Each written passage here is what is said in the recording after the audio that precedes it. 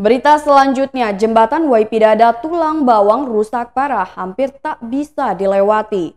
Jembatan Waipidada 4 yang membentang di atas jalan provinsi di Kecamatan Gedong Aji, Kabupaten Tulang Bawang jebol dan nyaris tak bisa dilewati.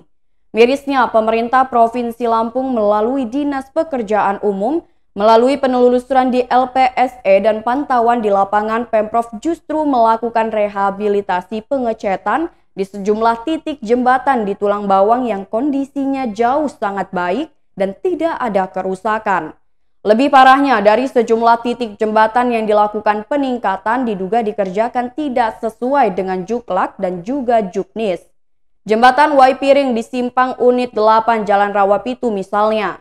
Berdasarkan pantauan di lapangan, pembangunan drainase yang terhubung ke jembatan malah menggunakan batu sejenis batu kapur.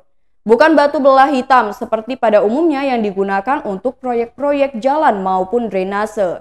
Adi Pratama, masyarakat setempat menduga ada unsur kesengajaan yang dilakukan oleh oknum kontraktor untuk menutupi kecurangan.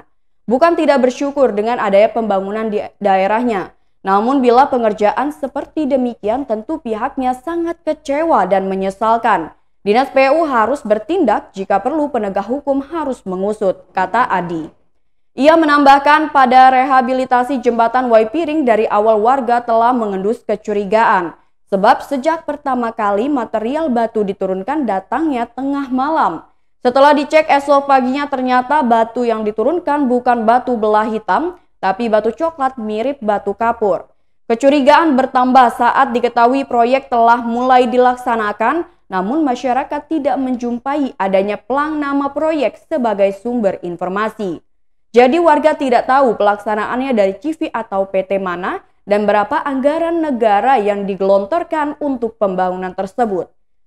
Sementara itu berdasarkan penelusuran di laman LPSE Lampung, salah satu titik rehabilitasi jembatan dikerjakan oleh CV Naresa yang beralamatkan di Metro Lampung dengan pagu anggaran 150 juta rupiah.